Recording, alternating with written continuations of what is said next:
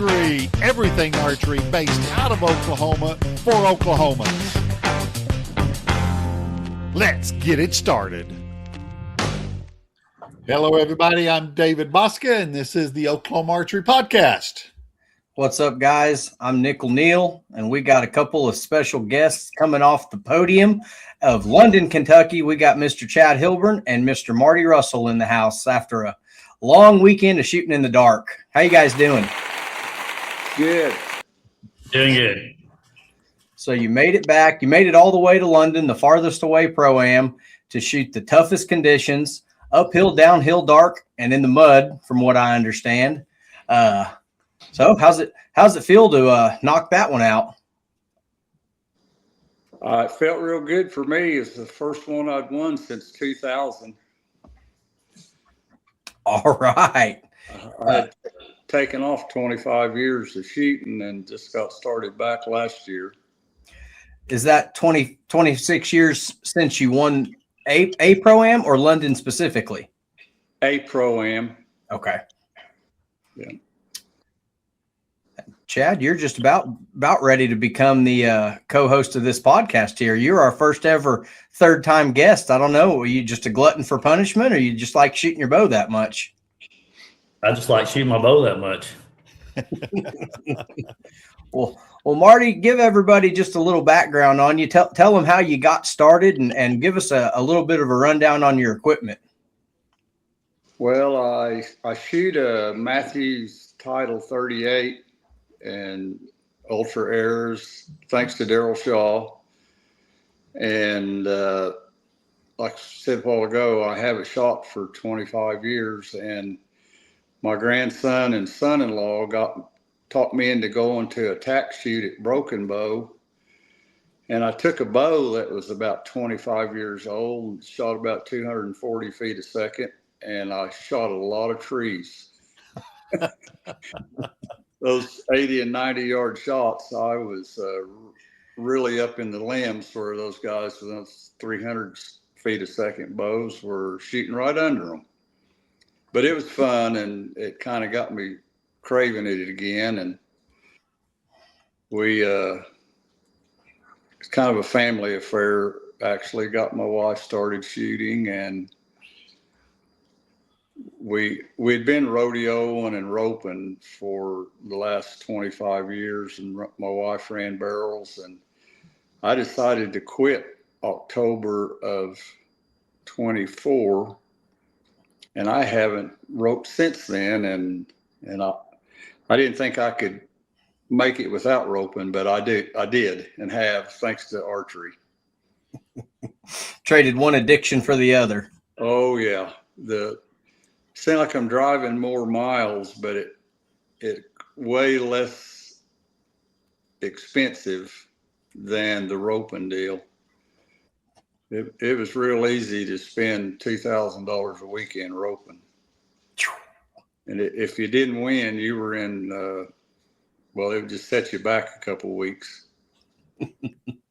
I say it's just as easy to tear your shoulder up shooting a bow as it is falling off a horse. So, and the ground's a lot softer from that distance too. So, absolutely. But you're a better man than me. I can't stand going to those tack events up and down the mountain. I like, kind of like Dave, I like my 20 yards with my good footing and, down and back to get those arrows. That tack and those shot shoots, man, you got to be in shape for that. Absolutely. We went to Durango, Colorado last summer to the tack shoot, and it was a killer. They toted people off there in stretchers. Ooh. It wasn't any fun whatsoever. Well, you survived it. So yeah. Tell everybody real quick what the rest of your setup has. I know you shoot in the Master Senior division, Master Senior known, so 70 and up and 40-yard max. Yep. What kind of scope, bars, release? Just give us a real basic rundown. I use a Shrewd scope. My stabilizers are B Stinger, something, whatever you call them. And I use a UV thumb release. It's the Matthews bow, and Ultra Airs. My bow it's shooting about 250 feet a second with the 25s, and it's about as easy to shoot as you could ask. But it has to be easy for me to use it. Are you running those new Z mods that everybody's been talking about? I have no idea. You'd have to talk to Ty Dameron about that at Ty's Bow Shop. I don't know what he put on it. I think they're supposed to feel there. It's a new mod that Matthews has come out with, and somebody jump in and tell me if I'm stupid, but it's supposed to feel like the old no cam, where it just doesn't have any. You lose a little bit of speed, but it doesn't have any type of hump or anything like that. You just whip it right back, just like the old school Matthews that everybody liked. And I'm not real familiar with them, but if you got an achy shoulder or something like that, that'd probably be the way to go. But I'm not sure if the titles come in that or not. I really don't know. I know it's the switch weight cam, and so I know it's the switch weight mod. That's what my title has, but I don't know if that Z mod. I've not heard of what you're talking about. I think it's on the Arc. I think it's on the Arc for sure. And Dave, you are too tall for that bow. I'm sorry. You can't shoot a 34-inch bow.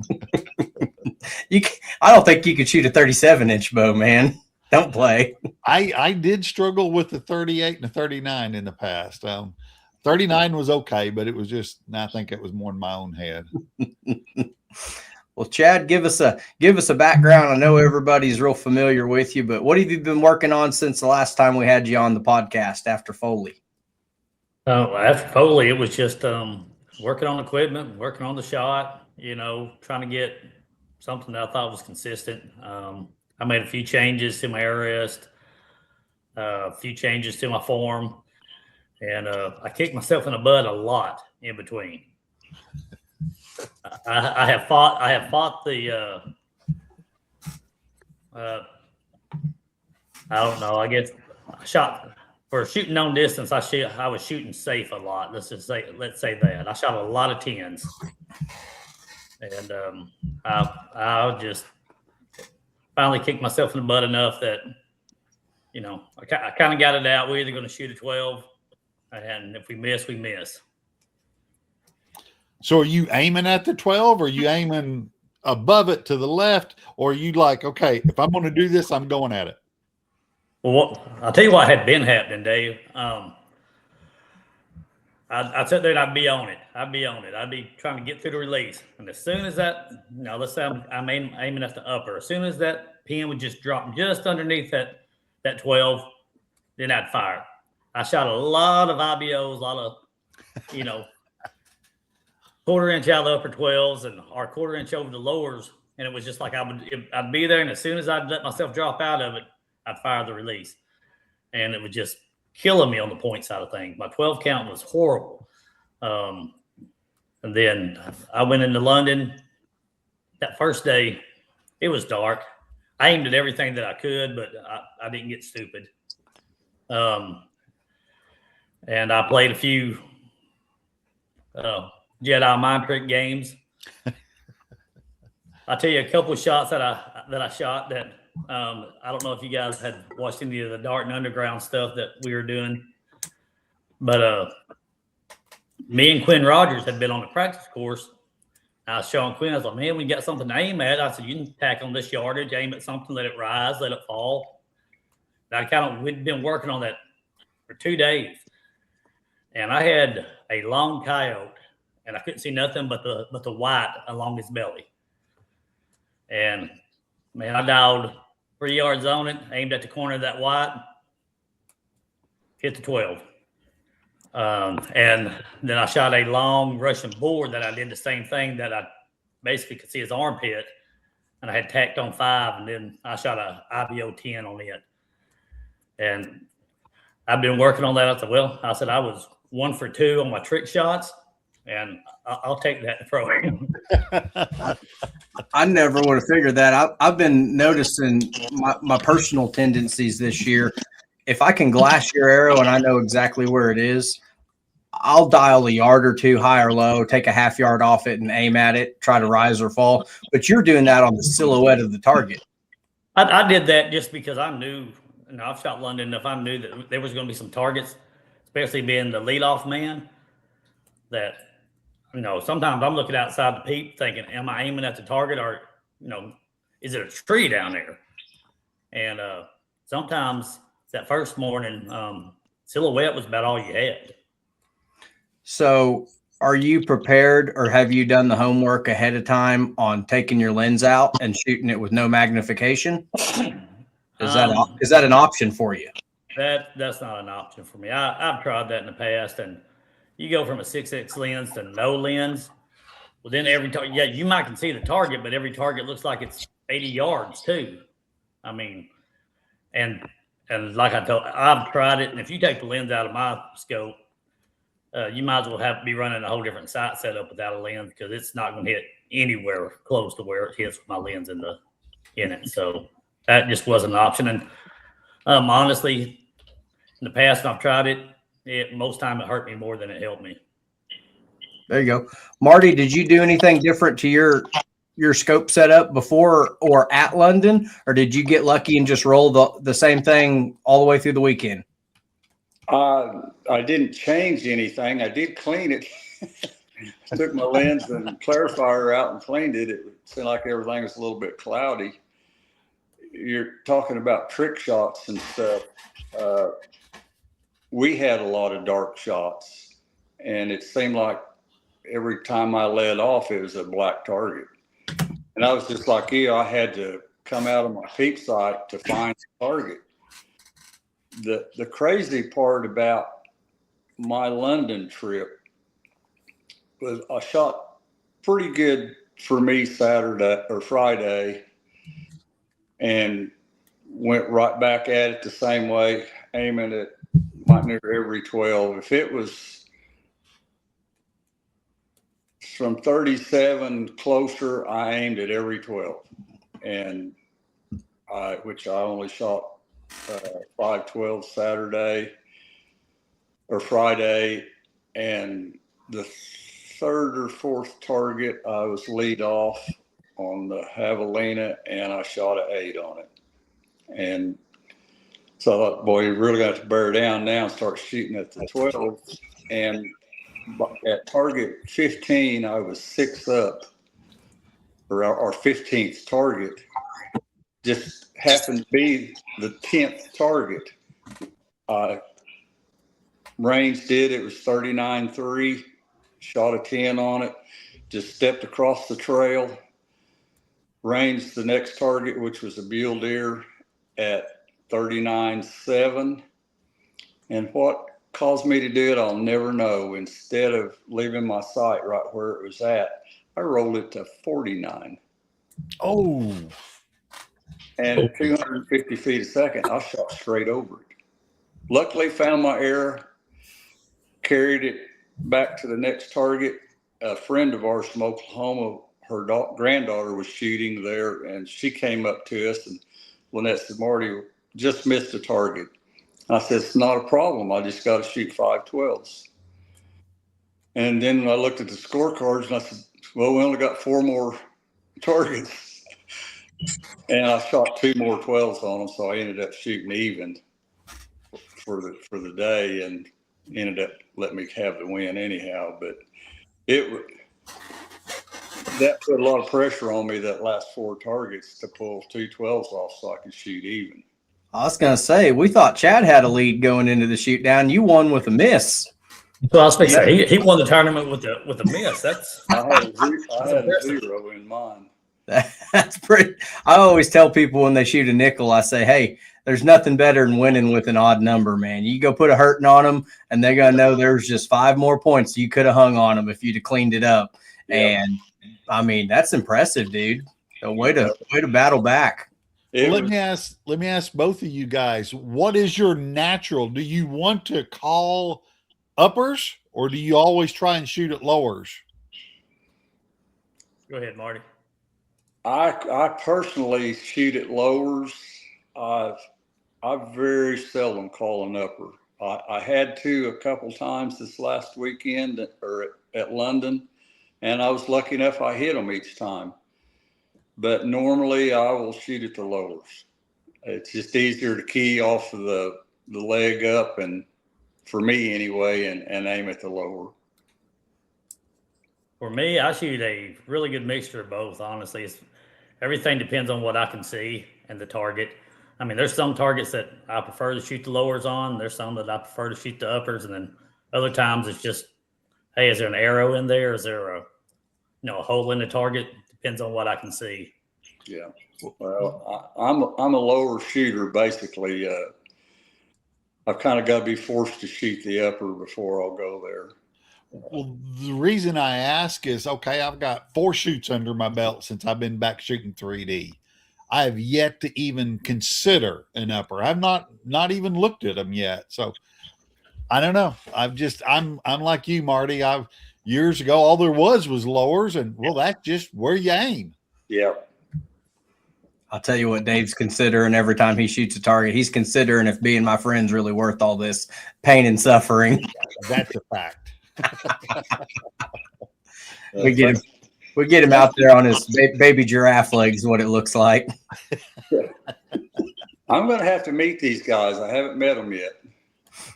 Me too. Yeah. So what's the Marty, back when you were shooting, did they have London, or has that been a recent addition? That was a new one for me. The last ASA tournament I went to was at Atlanta, Georgia, when it was held, I think, at the Wolf Creek Shooting Complex. And that was in 2000. And I think I placed 8th or 9th there. I just won that North American bow hunter deal up in Nebraska the week before. So I had a ton of confidence going down there, and I shot 10 10s in a row, and then I shot a 5 on a mountain lion uphill. Anyway, so then I went to shooting at low 12s and shot a couple 8s and didn't fare as well as I'd hoped to, but it's all been fun. I've really enjoyed starting back. Already made several new friends. Tybo's Archery over at Wagner, those boys have treated me. They tune my bows and help me with stuff that I don't have a clue how to tune these new bows. The old ones, you twist the cables a little bit or twist your string or whatever and move your wrist or your peep sight and you're done. But not anymore. There's dang moving pieces of them things. That's kind of what I was going to ask you next. What's your initial feeling on the technological changes? Because I'm right there with you. I took a whole bunch of years off, but I just rolled out with my old bow here 4 or 5 years ago. And I remember Dan Gaston making fun of me, like, that rest is older than you are, man. Give me that. We're putting a hamskea on that. And you just kind of hand your bow over to them and say, all right, guys, take pity on me. I don't know what any of this newfangled stuff is. And all of a sudden you're filing Chapter 11 bankruptcy. So yeah. What's it been like getting back into it after 20 years?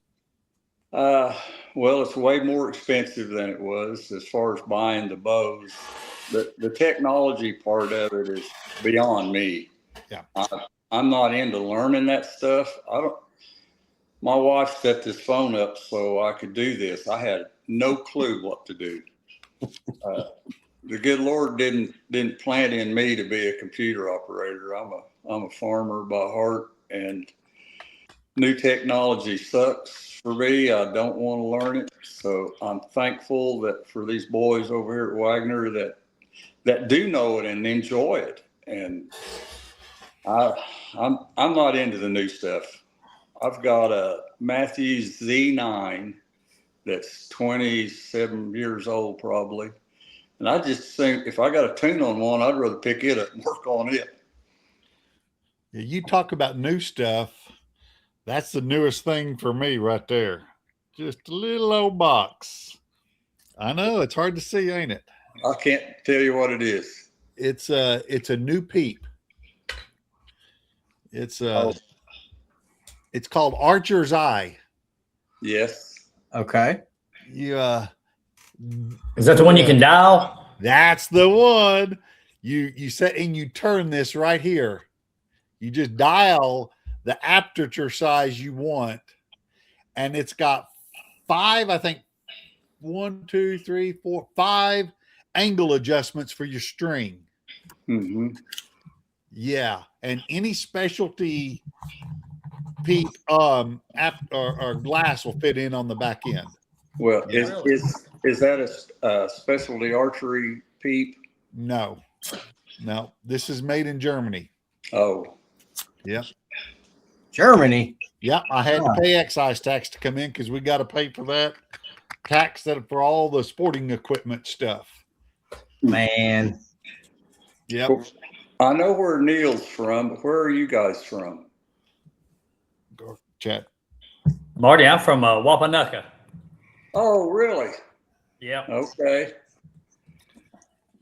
Marty, I live in Wellston, Oklahoma. Yes. Yep. Marty, where do you live? I live near Tahlequah. Okay. Cool. I So figured you didn't- it was close to tie because of that, but I wasn't sure. Yeah. You got to sleep in for the tournament this weekend, didn't you? Yes, I did. But I should have went and shot Friday. Saturday was no fun. Neil can attest to what our scorecards looked like when we came back. We did have to piece together a few of them and decipher some hieroglyphics, and everybody was they were real good about it because they were like, give me a dry one, I'm going to transpose it. I was like, well, just figure it out. I got the computer up right here. We'll just put it in and throw them right away. I'm glad you did. Yeah, nobody that shot Saturday against anyone that shot against on Friday beat them. If you just shot against your competition on Saturday, you had pretty good odds. But the Friday people definitely got the cream of the crop on that one. So I wore a raincoat all day, and it wasn't a raincoat when we got done. It was just another garment that was sopping wet.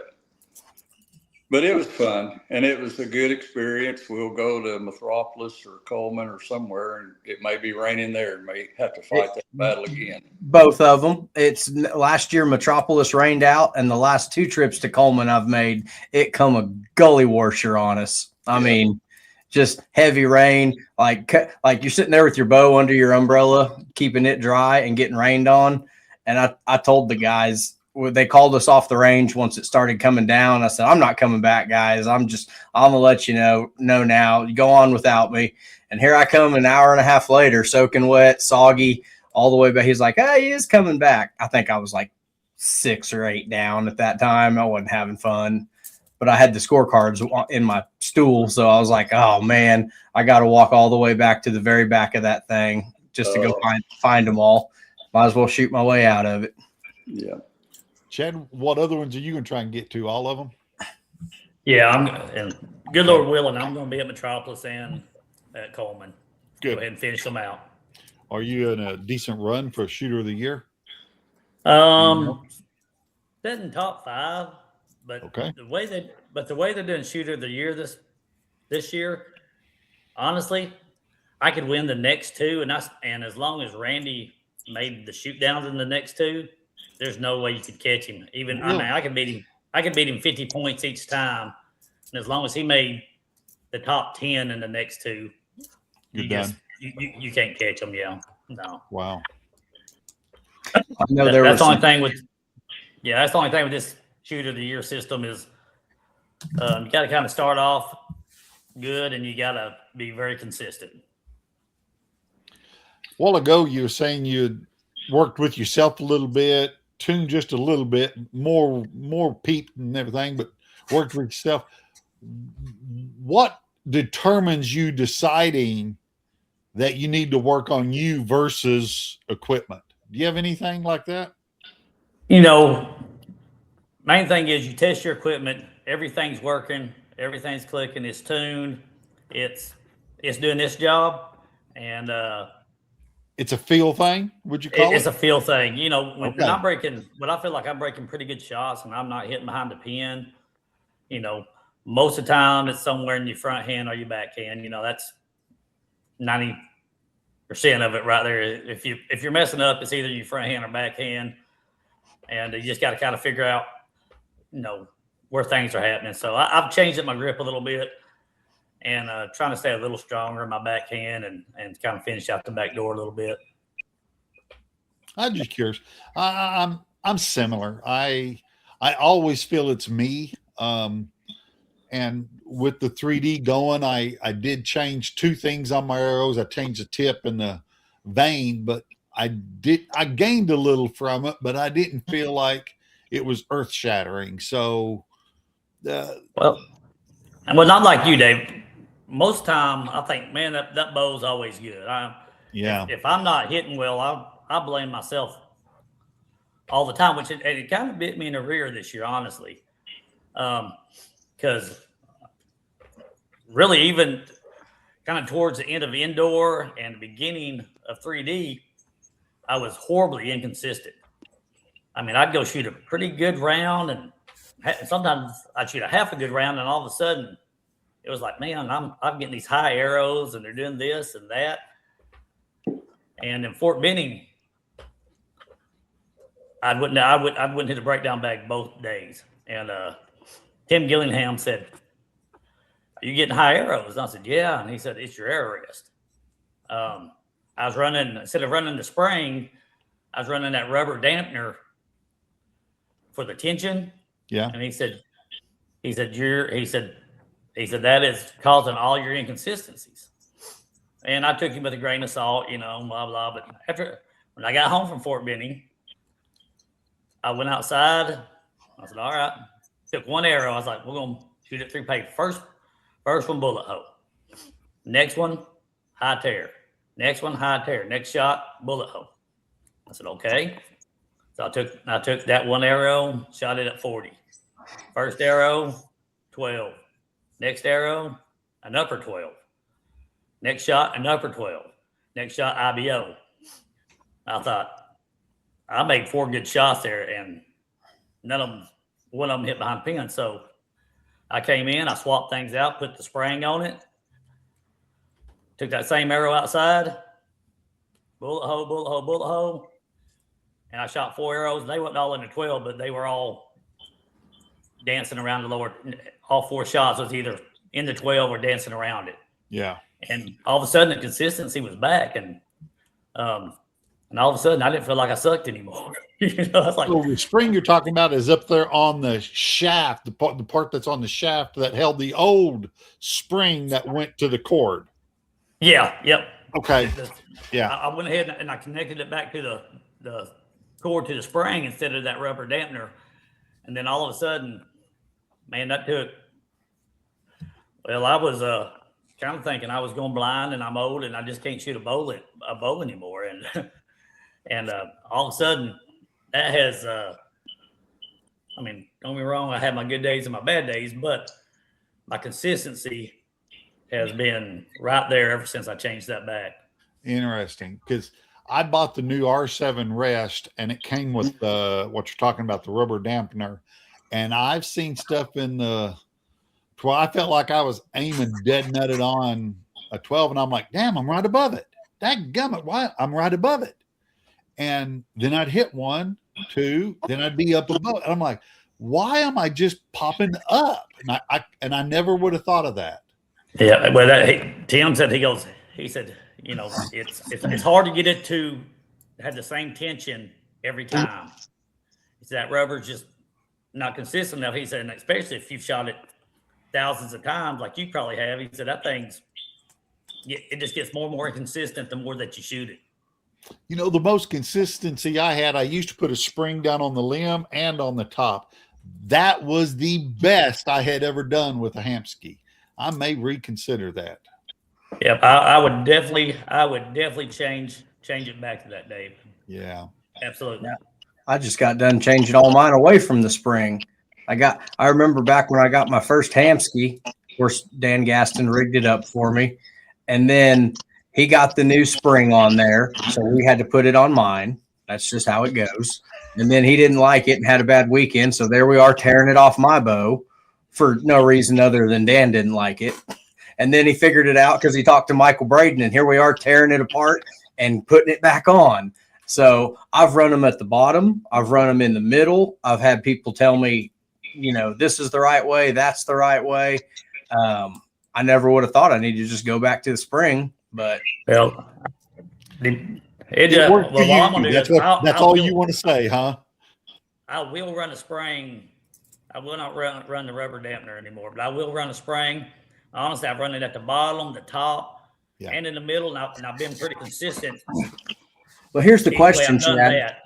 How much how tight is it, and how much correction down your arrow are you getting between all the way up and starting to fall? Like how long does the arrow down there? Yeah. We've probably all watched the same Michael Braden video. Yeah, but dude, I don't buy that. And so, honestly, mine starts dropping down at probably between 4 to 6 inches, just to be honest with you. Mine's at least half the shaft. At least half. Mine does not stay up that long. Mine's half the shaft. Yeah. Chad's bow's probably a little faster too, so it's getting out of the way. Dave, you're running in the 260s. And my arrow's not as long as Dave's either. I don't shoot a full length shaft. So. Marty, what kind of rest are you running on your Matthews? Hamskea, Trinity or something like that. Yeah. Yep. And I know nothing about it. Okay. On your fall away rest, do you have that little rubber piece that's intertwined in your cable, or is it a spring up on your rest that it ties to? It's a string. It's the spring. See, my wife is with the rest of the family on vacation. If we get off of here right now, I got plenty of time to go get that thing changed around and get it sighted in. There you go. There's your culprit right there for everybody at home. Yeah. Following along, that right there is the cause of much debate in the archery community. See, 4 or 5 years ago, I heard that in the wintertime there were some issues with it because it'd get cold and it wouldn't react the same. And I thought, well, heck, I'm only shooting it in a handful of 3Ds out here and it's nice and warm. It ain't going to change nothing. And I hadn't even considered it till 5 minutes ago. Chad, I'll tell you how you fix the inconsistencies with them. And Tim, if you're out there listening, I'll this free advice for you. If you pull it so tight, it looks like it's about to just come inside out on itself.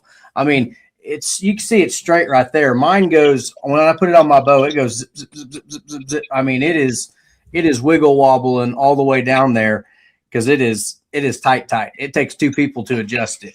And I haven't noticed any problem with it. I just thought I sucked at shooting my bow. So Neil, if I shot like you, I probably wouldn't notice any problem with it.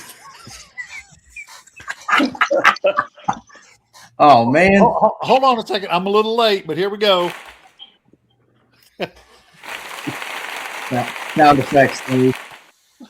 Chad gets his jollies making fun of kids. He's made a career out of it. I have 1 or 2.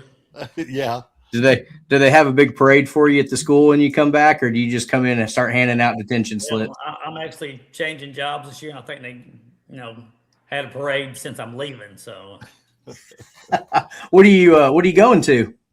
Oh, I'm going to another school down the road. I'm going to go be an elementary principal at Colgate, Oklahoma. Okay. Colgate. All right. I've got a cousin that he called yesterday. He's been the high school football coach for, 15 years or so at Bethel Lakers. He is getting the assistant superintendent. Maybe it's principal. I think it's principal now that I think about it, at Carl Albert. Oh, really? Yeah. I'm stepping down from superintendent role and taking a little lesser role. Hopefully a little lesser headache. Get it? Yeah. More time for shooting your bow and deer hunting? Well, no. Well, the summertime helps out the shooting the bow, but man, it's going to make it a little harder on those indoor shoots this year. Yeah, but but you're going to the elementary side. There's not near as many extracurricular as there is for the whole school. No, you're absolutely right, but Yeah. they still want me to help work the high school football game, so I'm gonna be there at least 5 or 6 Friday nights. Yeah. And the moms at the parent teacher conference are about 10 years younger. Here we go. Now, There you go, baby. Because this I could see some attorney somewhere down the road going, well, on this day on this podcast, Chad said. I'm gonna say Neil Cooley, who is an attorney, said. Yeah, he just lost that part of his attorney. I think everybody's got attorney-client privilege here, so we'll probably be okay. Except for when we publish this. Oh yeah, 10 minutes later, the cat's out of the bag. But still, you can get done at 2:50 in the afternoon and be in a deer stand by 3:45. Well, if I can sneak out without the boss knowing, so It's getting harder and harder. I'm gonna have to find a place to hunt at Colgate, so that way it'll make it a little easier to get out there before dark. Yeah. What's the policy on keeping your scent lock bag full of camo in your office and your bow in your truck? It's my office. It should be okay. Say, What they don't know won't hurt them. Exactly, Marty. Yeah, that's right. we barely missed the generation where everybody just go deer hunting before school and you'd throw your 243 in the window of your pickup truck and drive to high school after that. And my generation, that was part of my generation, Dave. I was gonna say, hey, yeah, the gun rack, the little rubber coated gun racks right there. Oh yeah. Marty knows what we're talking about too. Neil's the only pup here that didn't get to live through that. Oh, I'd have been on Channel 9 News and I'd still be in jail for that. Y'all don't know how good you had it. Yeah, but up there close to now, I'm always mess up his name, so it kind of messes up the whole stab at you. How do you say that? Skytooth? Turley. Huh? Turley? Turley. Up there at Turley, that's just standard SOP for school, but they hide the Glock someplace. Yeah, I was gonna say we moved out of Turley when I was 4, and I was like, Dad, why are we moving? He goes, because you're gonna get your ass kicked at school every day. I was like, all right. So we moved north to Skytooth, and a little bit better public education than North Tulsa there. Bad news bears. So, well, at least your dad was looking out for you. Oh yeah, he knew. He knew. It was like he grew up going to school in North Tulsa, so he kind of got what the 411 was. He's like, I ain't gonna make you go through that. But what's the rest of the season looking like for you guys besides the pro-ams? Are you got anything? And shout out to Rick Gilly. We planned this one as he was coming back from the Wabash NFAA trail shoot. Rick also won the London shoot in the Master Seniors division, but I bet he came home from Indiana and started tinkering with his bow. Yeah, I bet he did. He had some incidences he wasn't happy with. Oh yeah, if he did that, he is absolutely already tinkering with that bow. Yeah, I'd text him if he knew what it was or not, and I didn't hear back from him, so I said, okay, it must be one of those. Yeah, but that's one of them things. So we'll have to drag him on here again and figure out what he's got going on. But what are y'all doing for the rest of the year? It's getting to that miserable hot time. I'm planning on going to Pawnee this weekend. What day are you going to try and roll? I am too. I will shoot Saturday. Okay. We I'll probably see you up there. We try to shoot Saturday as much as we can so we can be back home for church. I'd like to see you up there. I'll shake your hand. All right. I'd like to meet you. Yeah. Neil, is it a 9 o'clock or 10 o'clock shotgun? Didn't you change them? Yeah. Once we hit June, most of them are 9 o'clock to try to beat the heat. We got Pawnee and Bow Shack OSA, so you can go to Pawnee or you can go to Ardmore. Check the weather updates. Just keep an eye on it in case it gets bad. We'll let you know if we're going to delay or cancel or anything like that. But after the shot event and the rain on Saturday, I don't think we can cancel any of them. Those guys stuck it out. Didn't hear no complaining or nothing. They was all wondering why I wasn't shooting. I had the cards made. I had me a card made, and I was in a group of 3.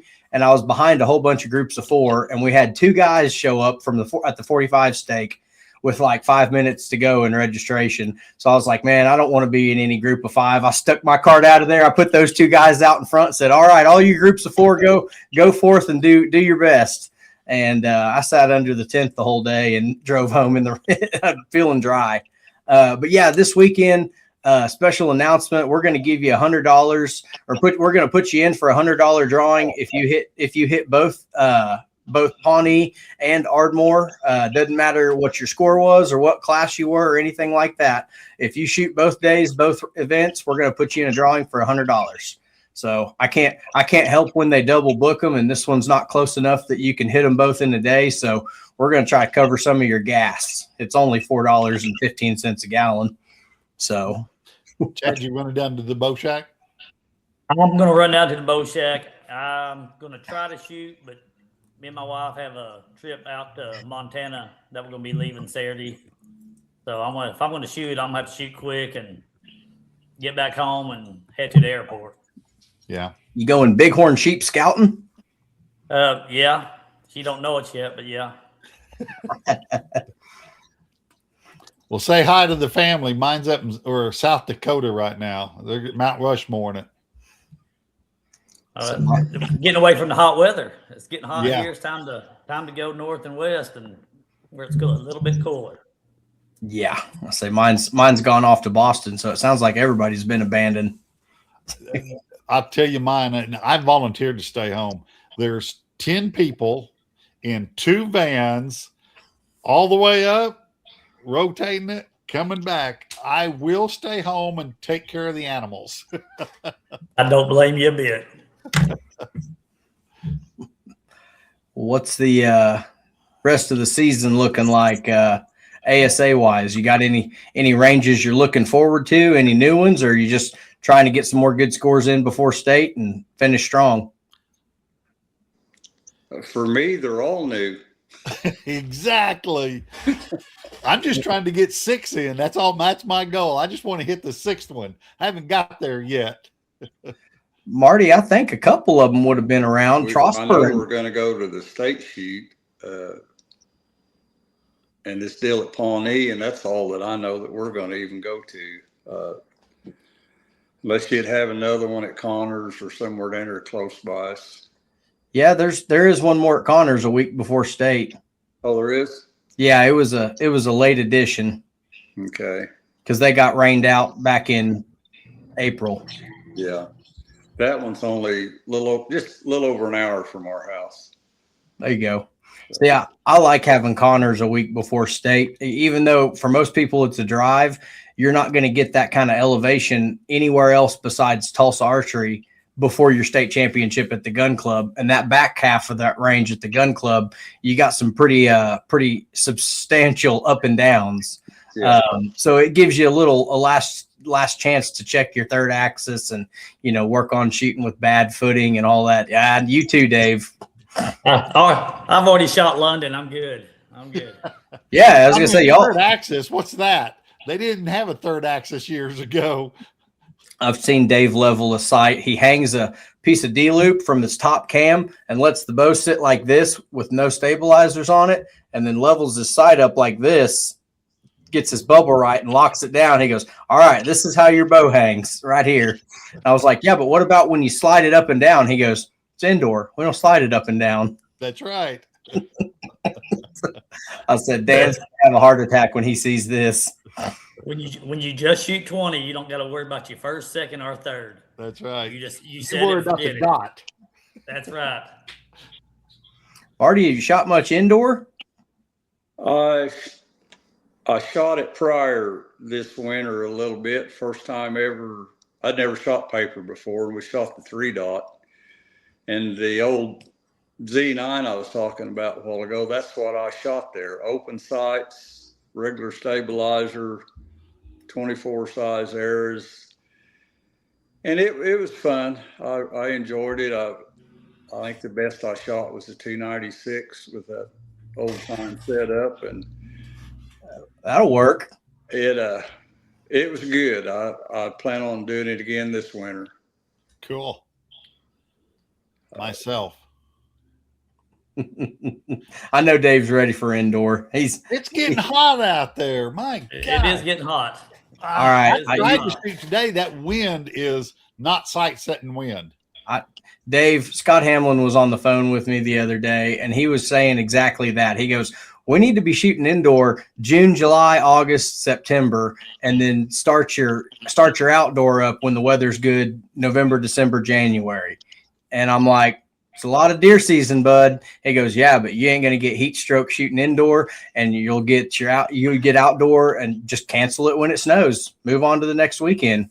Don't fight it. Like, oh, all right. So you're not alone in thinking this is getting pretty close to indoor season, but I'm going to get him thinking like a Matthews shooter yet. We are going to have a cold snap next week. It's going to be down to 50 degrees in the morning time. So get ready. Next weekend, first time ever that I know of, we've got 3 qualifiers.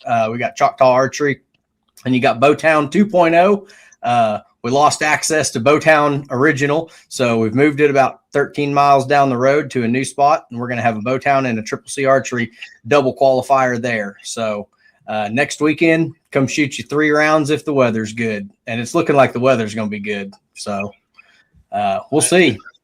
I've got a store grand opening I've got to go to on a Saturday, so that is going to be one that I have to do on a Sunday, and I've got to have one more shoot. So I probably could just go do Choctaw.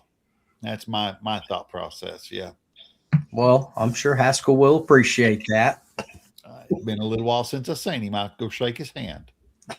He might not even be there. He might not. He hadn't been at one of his qualifiers in years. I'll take some shoe polish and write on his window and say hello. No, he's the last 2 years he's been at TAC during the early one. He's been at the late one, but he'll be there telling war stories and pulling your leg. So that's half the fun of going to Choctaw, is that you've shot the course a bunch, you feel comfortable there, you get sleep in. It's just 30 minutes down the road, and then you get to go hear all the stories and listen to the gossip and be a fly on the wall. That's the place you want to be. See, we never called him Haskell years ago. His Wayne. Yeah.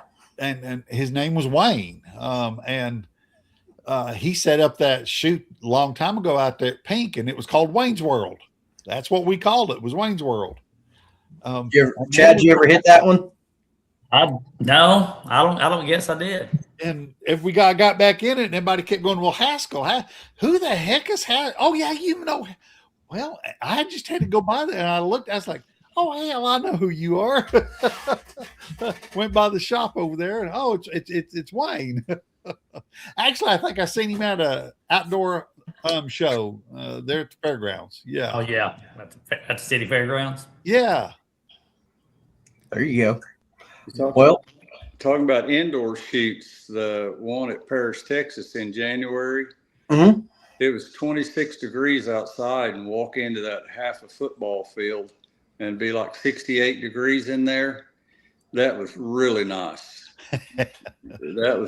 And the wind was howling out of the north, but that was a good shoot. That's the first time I'd ever done anything like that. Was that a 3D, right? Yeah. Yes. Some of those in July wouldn't be a bad idea either. No. I'm just kind of the opposite of you guys. I can cool off a whole lot better than I can warm up. I like the hot weather. I'm not there.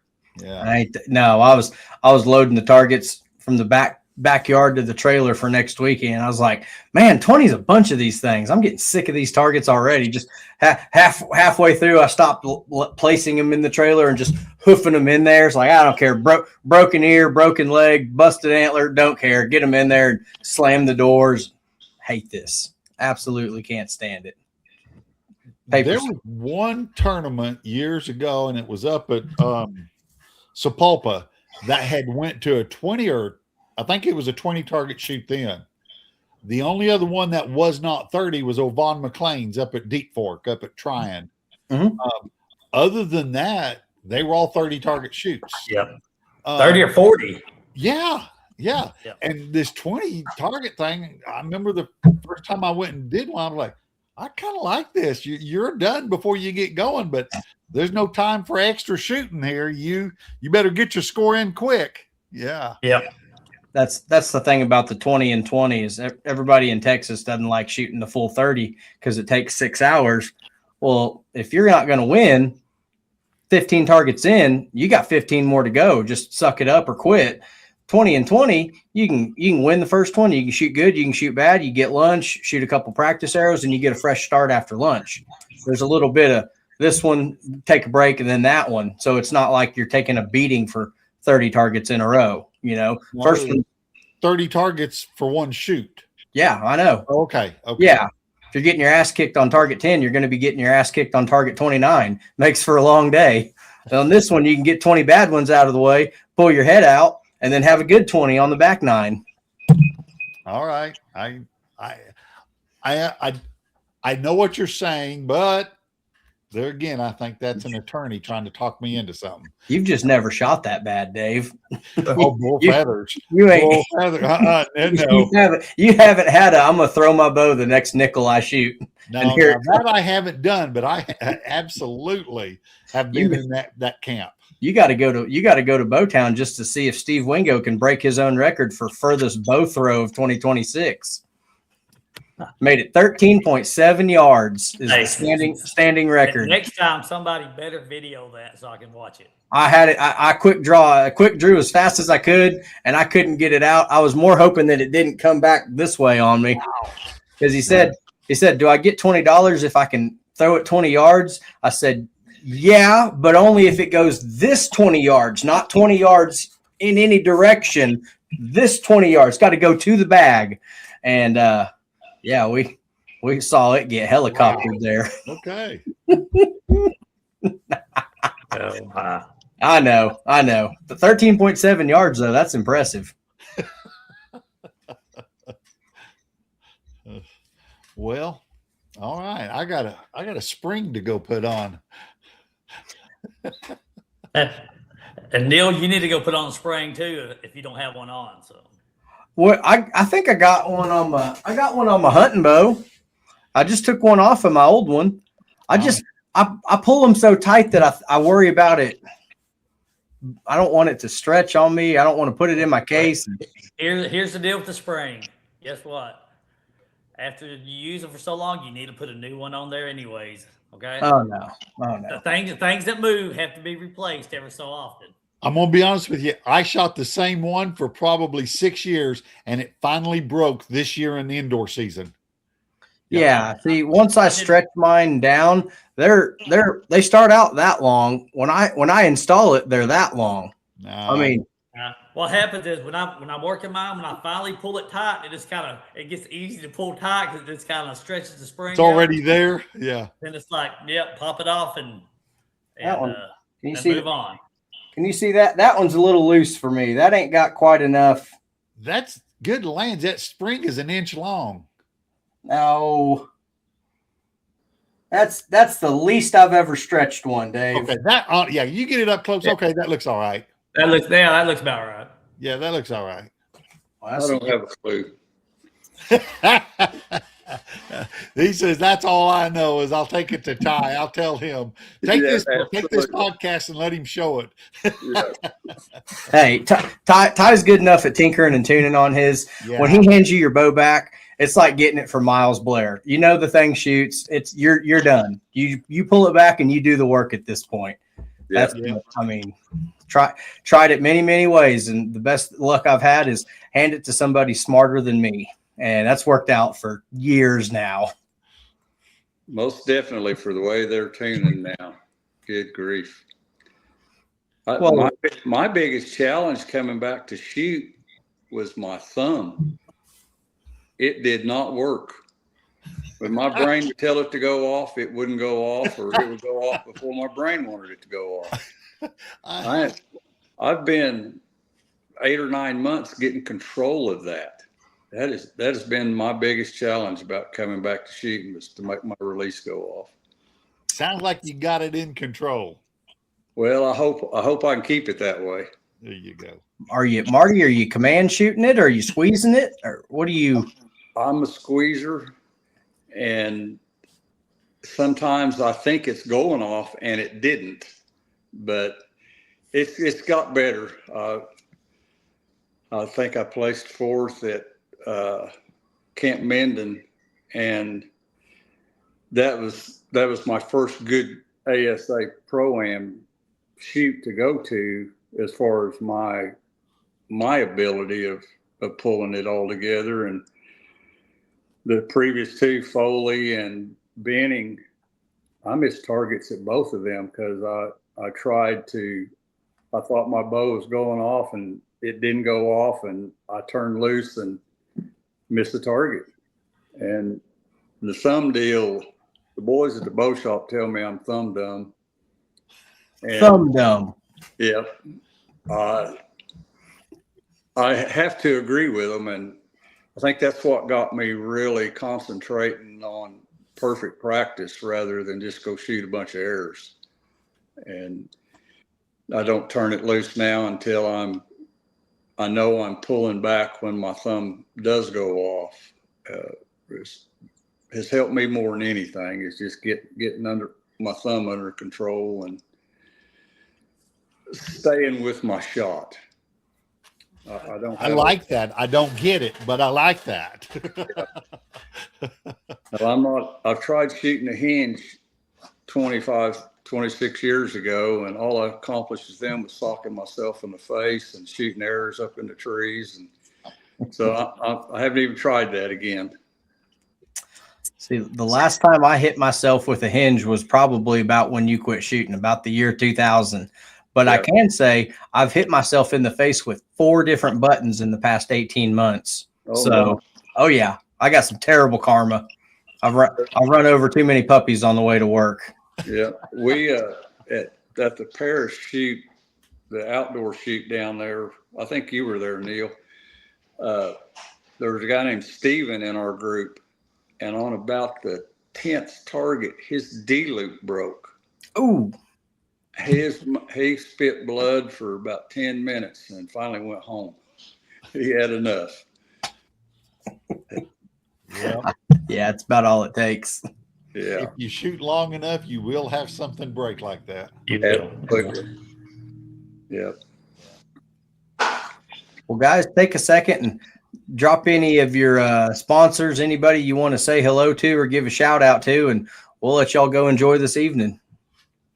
Well, my only sponsor is my God above. Amen. And my wife just said my wife. We all heard that. Thank you, ma'am. Both of them are true and every man's. And they all spoke from above. Yeah. It was good to see Lynette shooting up there at Bartlesville. I was joking with her. It's like, well, you got pretty much perfect attendance at the qualifiers. You know, It's a lot funner to actually shoot than it is to just watch them all the time. But she's pretty good about following you around there. How did you finally convince her she wanted to shoot? It wasn't me. It was Todd. He sold her a new bow. She loves it. I never dreamed this girl would like shooting a bow. She pulls 37 pounds and shoots 215 feet a second. That'll do it. But she enjoys it. She likes to come home. Well, she only works 2 days a week, but when she does come home, she wants to go shoot her bow if the weather's decent. Good. And she's mouthing me in the background that I won't let her ride a horse anymore. But that's not true either. She can ride, but I won't saddle them for her. Chad, how about you go for it? Hey, my wife went outside to run. Obviously, we don't do this without the good Lord above. And always quick shout out to the Ryan Thompson and the Bow Shack and Dart and Archery who take care of me on a regular basis. So, thank you. Well, I'm about ready to go to Dart and Archery. Well, come on. All right. We can. I'm sure Ty can hook you up if he can't. There's plenty of people that can. There's plenty of people that can. Okay. Well, he's kind of working on it for me now. Very nice. Well, Dave, you won't be disappointed. Dave, you're the last domino to fall, man. I'm standing straight up. Dude, we gotta. Darton's got to build Dave a bow first. We're gonna have to have a 40-inch bow for Dave. I'll say this, you guys know I shot PSEs for 40 years. It will be a long time before I make another change. he don't let go very easily. No, not very often. Man, well, we hope we see y'all out there on the 3D trail. Know the weather might get a little dicey this weekend, but don't let the weatherman scare you off. Come on out there and shoot your bow, and we'll get you entered in that $100 drawing if you can hit both of them. All right, Neil, you bet. See Guys, you on the thanks for range. coming on. Thanks for having us. Congrats again, y'all.